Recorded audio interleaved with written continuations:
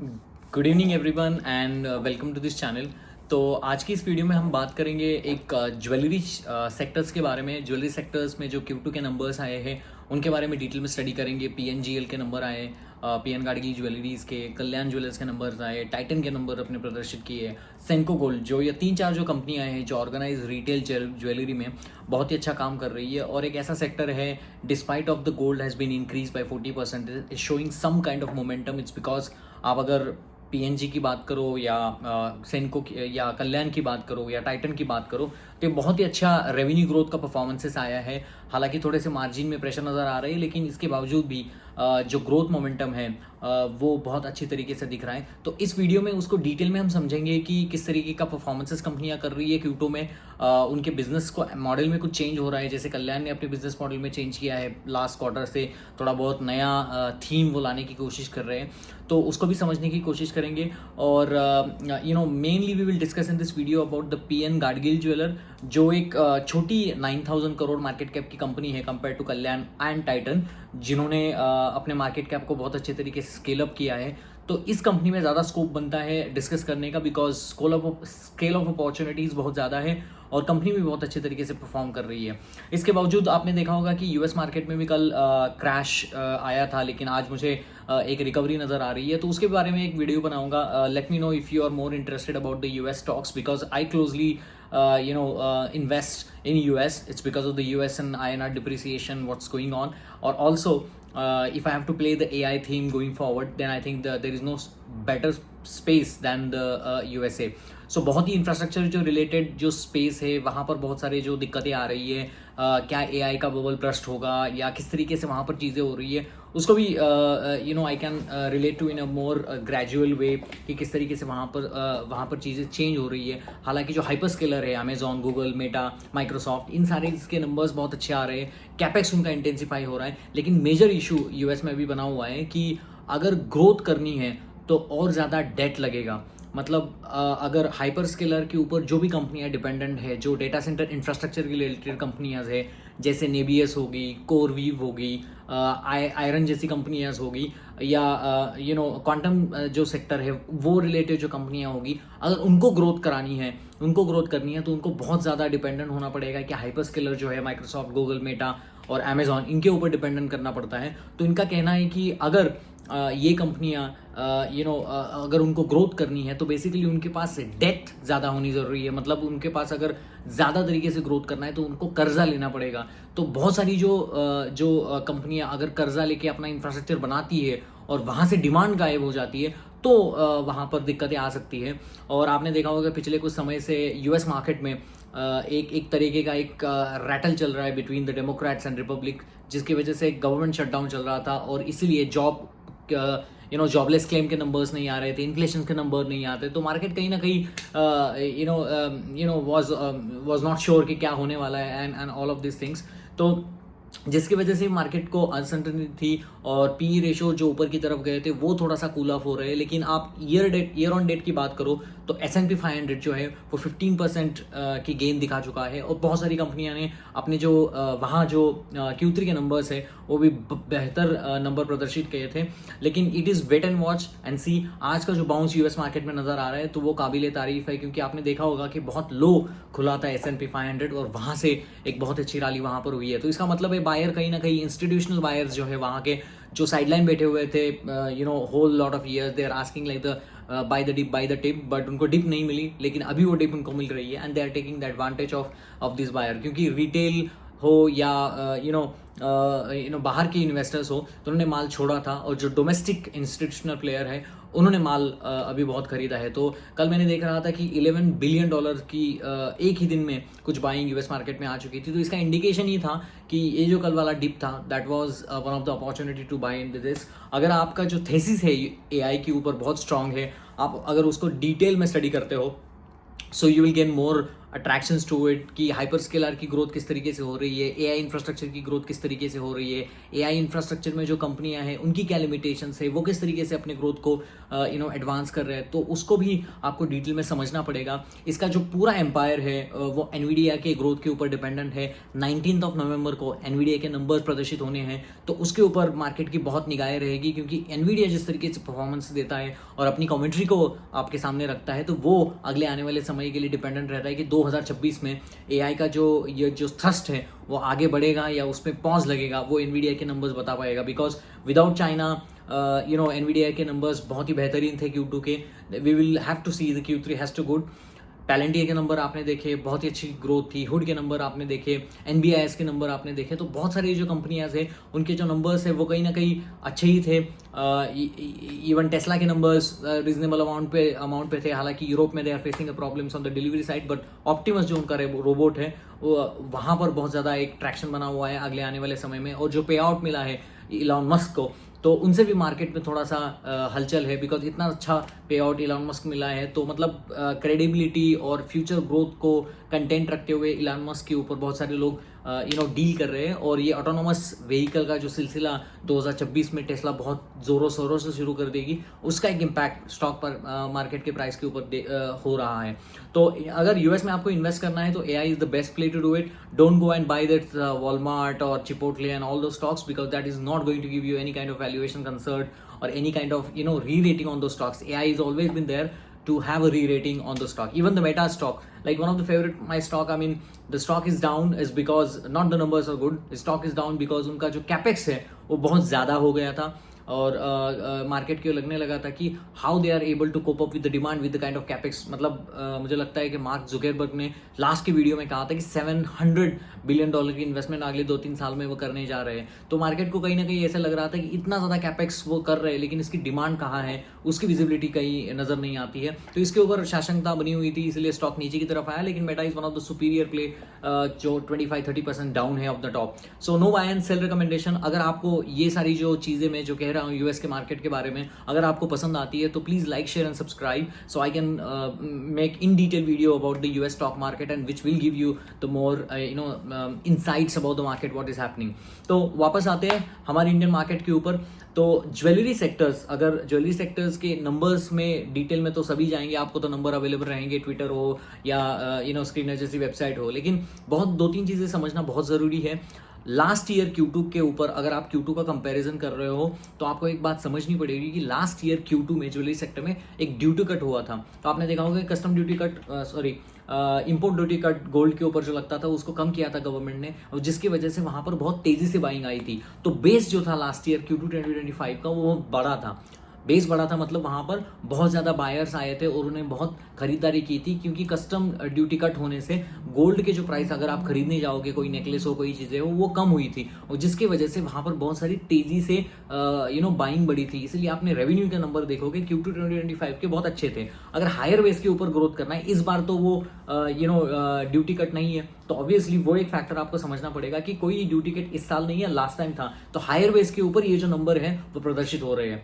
दूसरी एक चीज़ आपको समझनी पड़ेगी कि पिछले कुछ मतलब एक साल नहीं, मतलब 7-8 महीने में तो 40% के ज़्यादा ये जो गोल्ड है वो उसकी प्राइस बढ़ी है। अगर गोल्ड की प्राइस बढ़ती है तो क्या होती है, तो अगर मान लो कि आपके घर में कहीं शादी हो रही है, कोई फंक्शन है, और गोल्ड के प्राइसेस बहुत बड़े हैं, तो आप अपनी डिमांड को, अपनी जो बाइंग है उसको रोकते हो थोड़े समय के लिए। आप बोलते हो यार शादी तो 4 महीने के बाद है, तब देखेंगे, अगर गोल्ड प्राइस कम होते हैं तब जाके हम अपने गोल्ड को खरीदेंगे, अभी हम गोल्ड को नहीं खरीदेंगे। तो अगर गोल्ड की प्राइस बहुत एक ऑप्टिमम लेवल से बहुत ही ऊपर की तरफ चली जाती है, तो ऑब्वियसली जो बाइंग है वो टेम्पररी फ्रीज हो जाती है, बाइंग रुकती है। मतलब हम जैसे लोग जो रिटेलर्स, कंज्यूमर्स वहाँ जाके जो ज्वेलरी खरीदते हैं, तो वहाँ पर थोड़ा सा रुकाव आती है। तो ऑब्वियसली रुकाव आएगा, बिकॉज अगर इतनी ज़्यादा लंबी तरीके से अगर बाइंग मतलब गोल्ड के प्राइस बढ़े हैं, तो obviously it is not sustainable to buy for each and every players like to buy and like gold like anything. तो ऐसा तो होता नहीं है, तो जिसका इम्पैक्ट रेवेन्यूज़ के नंबर्स में होता है। ज्वेलरी सेक्टर्स की बात करो तो ज्वेलरी की जो ग्रोथ है, रेवेन्यूज़ के नंबर्स ये जो कंपनियां दिखाती है, वैसे टाइटन हो, पीएन गाडगिल हो, कल्याण हो, ये जो कंपनी अपने नंबर्स दिखाती है वो वैल्यू इनटू वॉल्यूम ग्रोथ की ग्रोथ दिखाती है। मतलब in total revenue is equal to value growth into volume growth. अभी जो ग्रोथ आपको नजर आ रही है नंबर्स में, वो सारी वैल्यू ग्रोथ से तरीके से है। वैल्यू ग्रोथ का मतलब है प्राइस गोल्ड के बड़े हैं, इसलिए आपको नंबर मोटा दिखता है, इसलिए आपको नंबर रेवेन्यूज में आता है। अगर मान लो कि 100,000 मतलब 1 लाख का अगर गोल्ड है, तो उसकी प्राइस अगर 1,25,000 हो गई है, तो ऑब्वियसली 25,000 का जो वैल्यू ग्रोथ का डिफरेंस है वो आपके रेवेन्यूज में नजर आता है। वो एक पॉइंट हुआ। वॉल्यूम ग्रोथ थोड़ी सी फ्रीज आउट है। बहुत सारी कंपनी, उसके टाइटन ने जो अपना कॉन कॉल किया, उन्होंने वही कहा कि मतलब इट्स अ टफ एनवायरमेंट। उनका जो लो स्टेटा ग्रुप है, मतलब जिनकी इनकम थोड़ा सा 50,000 1 लाख के नीचे है, तो उनको गोल्ड खरीदने में दिक्कत आ रही है। वो जो लोअर स्टेटा इनकम वाला जो ग्रुप है, वो उतनी ज़्यादा तरीके से खरीदी नहीं कर रहा है, लेकिन जो बड़े इनकम वाले ग्रुप के लोग हैं वो अभी भी गोल्ड ज्वेलरी खरीद रहे हैं। वो this is well and good factors. लेकिन ज्वेलरी सेक्टर्स को या इस कंपनी को बहुत तोड़फोड़ की रिजल्ट दिखानी है, तो सबसे इंपॉर्टेंट फैक्टर वहां पर रहेगा कि अगर ये वॉल्यूम ग्रोथ थोड़ी सी अच्छी आ जाए तो उसमें इंपॉर्टेंट रहेगा। लेकिन अगर वॉल्यूम ग्रोथ अच्छे आने के लिए गोल्ड के प्राइसेस थोड़े से करेक्ट होना जरूरी है। आज कुछ 2% से गोल्ड डाउन हुआ था एक समय के लिए, लेकिन वो भी चीज़ थोड़ी सी देखने लायक ये है कि ये जो ग्रोथ आ रही है वो वैल्यू ग्रोथ से ज़्यादा आ रही है, वॉल्यूम ग्रोथ इतना ज़्यादा हो नहीं रहा है। इसलिए अभी बहुत सारे ज्वेलर्स क्या कर रहे हैं कि 18 कैरेट के बजाय 16 कैरेट 14 कैरेट के ज्वेलरी बेच रहे हैं। मतलब उनको जो जो पहले आपको 24 कैरेट के लोग गोल्ड खरीदते थे, फिर 22 हुआ, फिर 18 हुआ, फिर 14 हुआ, तो there are more focusing on this low carat kind of gold, क्योंकि जहाँ पर आपको मेकिंग चार्जेस में आप पैसा कमा सकते हो, आप थोड़ा सा कम गोल्ड की लागत आपको लगती है, तो वहाँ पर फोकस कर रहे हो। और जो जेंजीज है, जो आज के ज़माने के लोग हैं, मतलब जो जेंजीज आप समझ सकते हो, तो उनका जो झुकाव है वो बेसिकली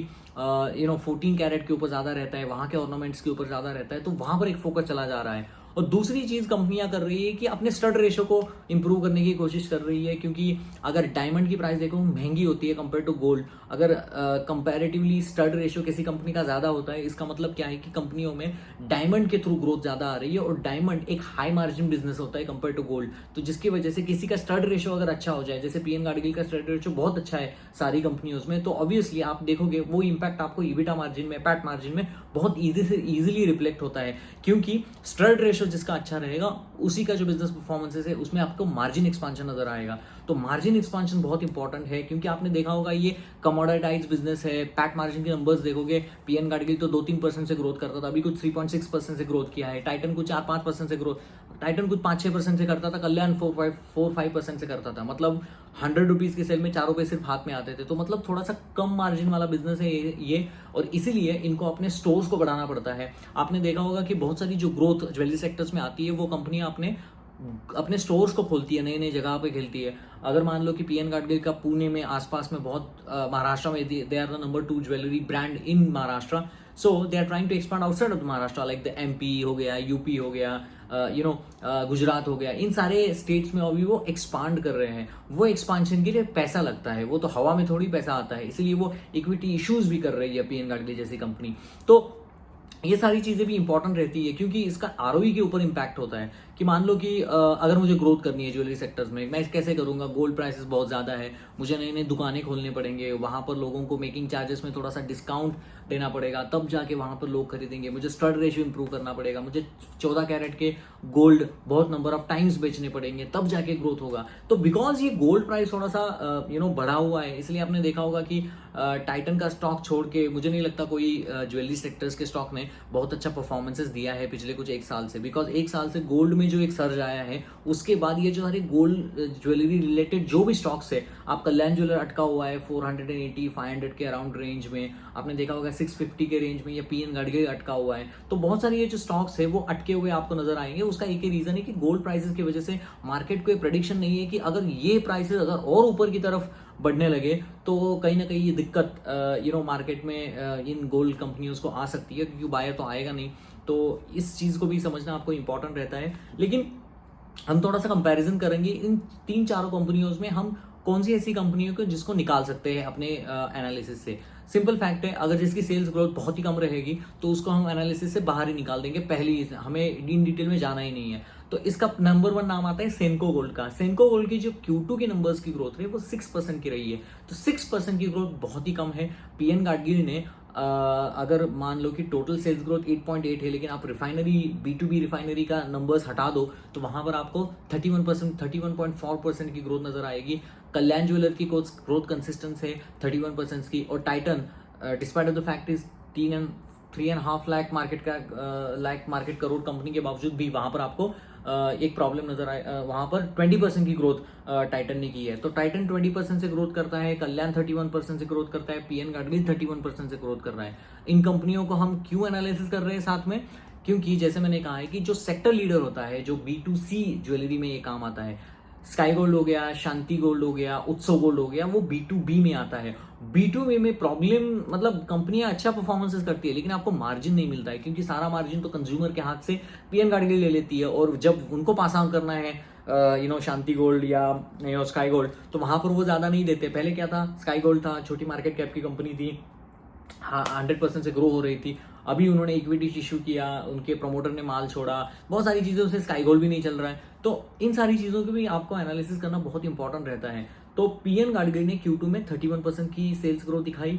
उसमें आप देखोगे पीएन गाडगिल में दो कैटेगरी है। एक तो उनका बुलियन सेल है, वो बुलियन सेल जो है उन्होंने जब लिस्टिंग की थी उसके बाद उन्होंने कहा था कि हम इस सेट ऑफ बिजनेस को कम करेंगे, मतलब ये बुलियन रिफाइनरी सेल्स को वो कम कर रहे हैं। हालांकि नेक्स्ट क्वार्टर में जो रिजल्ट आएगा वहां पर आपको बुलियन रिफाइनरी सेल दिखेगा ही नहीं। इसीलिए अगर आपके नंबर्स में चले जाओगे, लास्ट ईयर वो बुलियन सेल था, इस साल नहीं है, तो कंपैरेटिवली आपको देखोगे तो 8.8% की ही ग्रोथ आपको नजर आएगी टोटल सेल्स में। लेकिन मैं ये बुलियन सेल्स का नंबर निकाल दूं तो 31% की ग्रोथ लगभग पीएन गाडगिल ने दी है। पीएन गाडगिल के नंबर ऑफ स्टोर्स कितने हैं? 63-64 स्टोर्स है। लास्ट ईयर कितने थे? 42-43 है। तो हर साल 20-25 स्टोर्स अपने में ऐड करते हैं। सबसे ज़्यादा ये नवरात्रि में बहुत ज़्यादा स्टोर्स ये कंपनियां ऐड करती है। तो मेजरली ये जो पीएन गाडगिल जो प्लेयर है वो महाराष्ट्र से शुरू हुआ था, पुणे में शुरुआत, पुणे आसपास में एरिया में इसके बहुत सारे ब्रांचेस हैं, इनके कुछ फ्रेंचाइजी स्टोर्स है, ये ई कॉमर्स का काम भी करते हैं। जैसे मैंने कहा ये रिफाइनरी है, रिफाइनरी सेल है, उसको वो जीरो करना चाहते हैं। ई कॉमर्स में 113% की कुछ ग्रोथ है, फ्रेंचाइजी सेल्स में कुछ 60-65% की ग्रोथ है। अभी इनको मिडिल ईस्ट में अच्छा ट्रैक्शन मिल रहा है, सॉरी इनको नॉर्थ अमेरिका में अच्छा ट्रैक्शन इनको भी अच्छा मिल रहा है। पीएन गाडगिल को बहुत अच्छी तरीके से परफॉर्मेंसेस वहाँ पर कर रही है ये कंपनी की। अगर मैं बात करूँ तो जो मार्जिन है तो मैं पहले 3 ईबिटा मार्जिन की बात कर रहा हूँ, पहले 3.3 हुआ करता था Q2 25 में, अभी 6.6% की ईबिटा मार्जिन हो गए हैं। पैट के मार्जिन 3.3 थे, अभी 4.5 हो गए। ये क्यों हो रहा है? क्योंकि प्रोडक्ट मिक्स चेंज हो रहा है। प्रोडक्ट मिक्स क्या चेंज हो रहा है? तो कंपनी अपने स्टड रेशियो को बढ़ा रही है। तो ये सारी चीज़ें भी आपको समझना ज़रूरी है कि मार्जिन बढ़ रहा है लेकिन कैसे बढ़ रहा है। अभी महाराष्ट्र के बाहर वो एक्सपांड करना चाहती है, काइंड ऑफ MPs, कानपुर में उन्होंने कुछ अपना एक स्टोर खोला है, गुजरात में ये कंपनी एक्सपांड करने जा रही है। तो अगर अगले आने वाले समय में इस कंपनी को 30% से ग्रोथ करना है तो उनको महाराष्ट्र से के बाहर एग्रेसिवली एक्सपांड करना पड़ेगा। और वो जो एक्सपांशन है, अगर आप ROE का नंबर देखोगे आपको थोड़ा ROE का नंबर कॉम्प्रेस दिखेगा, 9% की ROE दिखेगी, ROC 15% की दिखेगी, वर्सेस जो हिस्टोरिकली 24% करते थे। क्योंकि IPO लाया, शेयर इशू किए, नंबर ऑफ इक्विटी शेयर्स अगर ज़्यादा इशू करते हैं तो ऑब्वियसली आपका ROE का नंबर कम होता है, क्योंकि ROE का फॉर्मूला क्या होता है? EPS divided by number of share holding equity. तो अगर आपने ज़्यादा इक्विटी इशू किए, number of share holding equity ज़्यादा बढ़ती है, तो ऑब्वियसली ROE का नंबर थोड़ा सा इनिशियली कम लगता है। लेकिन they are very much aware that this number has to will go forward, and that's because of the margin expansion, store expansion, all sorts of things. तो अगर मैं कल्याण की बात करूँ तो कल्याण ने 31% की ग्रोथ की है। कंपनी ने अच्छा परफॉर्मेंसेस किया है, 400 के अराउंड कुछ उनके स्टोर्स है, मिडिल ईस्ट से अच्छी ग्रोथ आ रही है, नॉर्थ अमेरिका से अच्छी ग्रोथ वहाँ पर आ रही है, and company is doing fantastically well. However Kalyan में वही एक प्रॉब्लम था कि कंपनी के जो प्रमोटर है उन्होंने अपने शेयर्स को प्लेज किया था, क्योंकि इट्स काइंड ऑफ आपको हर जगह पर ये दुकानें खोलने का काम जो आसान नहीं है, उसके लिए डेट लगता है। ROE के नंबर्स से उतना सारा पैसा आना, उसको आगे बढ़ाना मुश्किल हो जाता है। और आपने अगर देखा होगा कि अभी लोगों को इतना फर्क नहीं पड़ता है। There are various brands of jewellery. अगर आप किसी भी ब्रांडेड ज्वेलरी में चले जाओ और वहाँ पर आपको ज्वेलरी ले लो तो आपको मतलब देयर इज कॉम्पिटिशन भी बहुत ही एक्सटेंसिव हो रहा है, वो भी एक रीज़न है। लेकिन we are not sure like what exactly the reason why the stocks not performing, that only the time will tell. But अगर someone ask me, I think in all this all this time I think the good performing is PN Gadgil jewellers, जिन्होंने H1 तक 148 करोड़ का revenue किया है। लगभग अगर मान लो कि Q3 और Q4 किसी भी ज्वेलरी कंपनीज के लिए बहुत अच्छा रहता है, सीजनल रहता है, अक्षय तृतीया Q1 में रहती है, Q3 में उनके नंबर्स अच्छे रहते हैं, दिवाली के कभी कभी रहती है। तो इन सारे सेक्टर्स को अगर आपको एनालिसिस करना है तो आपको YY कंपैरिजन करना होगा। कभी भी ज्वेलरी सेक्टर्स की कंपनी को क्वार्टर ऑन क्वार्टर के बेसिस के ऊपर कभी भी मतलब Q1 FY26 versus Q2 FY26 ऐसा नहीं करते हैं। Q2 FY26 को Q2 FY25 से ही कंपेयर करते हैं, बिकॉज वो आपका बहुत मेक सेंस हो जाता है उस चीज़ में। तो अगर मान लो कि ग्रोथ की मैं बात करूँ तो कंपनी जो है अगले आने वाले समय में यही ग्रोथ का मोमेंटम जारी रखना चाहेगी, because of the expansion in the different state, because of the studied ratio that they are trying to do. अगर मैं वैल्यूएशंस की बात करूँ पीएन गाडगिल, वहाँ पर आपको जो पीई रेशियो है वो कल्याण और टाइटन से कम दिखेगा। उसका रीज़न वही है क्योंकि इन बाकी जो दो कंपनियां उनका टेस्टेड मॉडल है, उन्होंने अच्छी तरीके से ग्रो किया है। तो मार्केट में आपको अच्छा वैल्यूएशन तभी मिलता है जब भी आप अच्छा परफॉर्म कंसिस्टेंटली करते जाते हो। एनवीडिया को यही एक अच्छा पी रेशियो इसीलिए मिलता है क्योंकि बच्ची कंसिस्टेंटली परफॉर्म करती जाती है। वही एक बात यहाँ पर भी एप्लीकेबल है। 82 का पी नज़र आएगा आपको, आई थिंक कल्याण का 55 नज़र आ रहेगा और टाइटन का 82 आएगा, because Titan has prolong consistent 20% CAGR growth from last 10-12 years. So I think the market is more attractive to it. अगर बड़े बड़े इंस्टीट्यूशन को वहाँ पर माल खरीदना है तो वो इजीली खरीद सकते हैं, लिक्विडिटी भी बहुत ज़्यादा होती है। लेकिन अभी पीएन गाडगिल ने उतना प्रूफ नहीं किया है, इसलिए वहाँ पर आपको बहुत कम का पी रेशियो मिलेगा। और दूसरी एक चीज़ वहाँ पर आपको नज़र आएगी, ये कंपनी 148 करोड़ का रेवेन्यू H1 तक किया है। Q3 is better, Q4 is better, so I mean I'm expecting that they will comfortably be doing a 350 crore PAT। अगर मैं आज के मार्केट वैल्यूएशन की बात करूँ तो मार्केट कैप 9000 करोड़ है।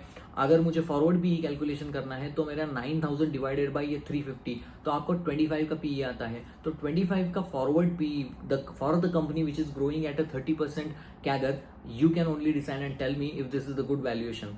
अ company which is growing at a 31% sales growth for every quarter and which is available at a forward PE of 25, is it reasonable or is it not reasonable? You tell me and then you decide, and whether you want to add these companies or you want to reduce the exposure। आपके stock market के portfolio में ऐसी कंपनियों आपके में होनी चाहिए। You always think in other way. आपको ये सोचना है कि ऐसा कौन सा रीज़न है कि मैं इस कंपनी को काटूं। आपका जो ध्यान है वो कंपनियों को अपने पोर्टफोलियो में से निकालना होना चाहिए। और यू शुड टेल, अच्छा मुझे निकालना है, आपका माइंडसेट होना चाहिए मुझे निकालना है, मुझे निकालना है, मुझे निकालना है। लेकिन कंपनी ने आपको बोलना चाहिए अच्छा मुझे निकालो मत, बिकॉज मैं इतनी अच्छी चीज़ें कर रहा हूँ, रैदर दैन कि मुझे कौन सी कंपनी अपने पोर्टफोलियो में ऐड करनी है। आप समझ रहे हो, दोनों चीज़ में डिफरेंस है। एक माइंडसेट होता है कि ऐसे कौन सी कंपनियां मैं ढूंढ के निकालूं जहां पर मैं ऐड करता चला जाऊं, तो आप चीप धंधे के ऊपर आओगे। कोई पी रेशियो कम वाली कंपनी आप ढूंढोगे जहां पर ग्रोथ आ रही है नहीं आ रही है, then you will inch up, rather than doing in a way like मेरे पास ऐसी कंपनियां होनी चाहिए जो कंपनी मुझे बता दे कि आई शुड बी इक्वल, मतलब मैं रिस्पॉन्सिबल हूँ तुम्हारे पोर्टफोलियो में रहने के लिए। तो आपका माइंडसेट होना चाहिए हर एक क्वार्टरली सीजन होने के बाद, अच्छा मैं इसको निकाल देता हूँ, इसने खराब किया, इसको निकाल देता हूँ, इसने खराब किया, अच्छा इतने अच्छा किया है तो मैं इसके रोकूंगा। तो आपका माइंडसेट होना चाहिए कि भाई company has to tell me why they should have every right to be in my portfolio. आपको ये सोचना है कि कंपनी मुझे बोलनी चाहिए कि नहीं मेरी ये औकात है कि मैं तुम्हारे पोर्टफोलियो में रहूँ। आप थोड़ा सा भी 19-20 हो जाए आप कंपनी को निकाल के फेंक दो, क्योंकि ये मेंटालिटी आपको लानी पड़ेगी कि आपको कंपनियों को आपके पोर्टफोलियो से निकालना आना चाहिए। अगर जितना जल्दी कचरा निकालोगे उतना जल्दी आप कचरा भरोगे, मतलब अच्छी कंपनियों को अपने ऐड भी करोगे। तो वापस आते हैं पीएन गाडगिल के ऊपर। जैसे मैंने कहा मार्जिन में सुधार है, एबिटा मार्जिन में सुधार है, पैट जो है 127% से बढ़ा है, हालांकि वन टाइम उसमें एक गेन भी है, और कंपनी है जो मार्जिन भी एक्सपांड हो रहा है, स्टडी रेशियो भी अच्छा हो रहा है, वो एक इंपॉर्टेंट चीज़ है। आपने देखा होगा कि पीएन गाडगिल मतलब महाराष्ट्र के बाहर भी अच्छी तरीके से एक्सपांड कर रहा है, वहाँ से भी ग्रोथ अच्छी तरीके से आ रही है। कंपनी थोड़ा सा QIP भी करना चाहती है अगले आने वाले स्केल ऑफ ग्रोथ के लिए, वो भी एक रीज़न रहेगा कि मार्केट थोड़ा सा ऑप्टिमस है कि अगर QIP करेगा तो मार्केट और नीचे में मिल जाएगा एंड ऑल ऑफ दैट। तो वो एक चीज़ है। लेकिन मोटा मोटी आई think the company is in the right direction, company is available at a reasonable valuations. Kalyan jewellers I think मतलब उसकी जो फ्रंट रनिंग की जो न्यूज़ हुई थी वहाँ से स्टॉक में कुछ अच्छा चल ही नहीं बचाई है, और जो न्यू उनका जो मॉडल आ रहा है जो मैंने लास्ट वीडियो में बताया था, इसकी वजह से भी थोड़ा सा ओवरहैंग वहाँ पर बना हुआ है। टाइटन ने हालांकि अच्छी ग्रोथ दी है, 20% की ग्रोथ अच्छी दी है, डोमेस्टिक ज्वेलरी में 18% की ग्रोथ है, लेकिन टफ एनवायरनमेंट है। उन्होंने कहा है कि थोड़ा सा मार्जिन प्रेशर रह सकते हैं अगले आने वाले क्वार्टर्स में because of the gold prices on the all time high. तो यही था ज्वेलरी सेक्टर्स के बारे में। Hope you like this video. If you like, then please like, share and subscribe. This gives me the motivation to give you this kind of new topics ahead of you, in front of you. अगर आपको US के बारे में कुछ आपको discussion करनी है तो I'll be more than happy to give you all those stocks which I'm doing a deep dive. I'm doing a lot of study about them and trying to find a reason to be there in my portfolio, all those AI related companies. So it's a very good tailwind to have it. Let me know if you want to discuss about this. And hope आपको ये video पसंद आया होगा जो मैंने jewellery sectors के ऊपर बनाया है। अगर आपके कोई सुझाव है तो प्लीज़ कमेंट बॉक्स में लिखना। I am more than happy to welcome them and learn about them as well and give you the my feedback about them as well. So please like, share and subscribe. मिलते हैं next video में, तब तक thank you very much and good night.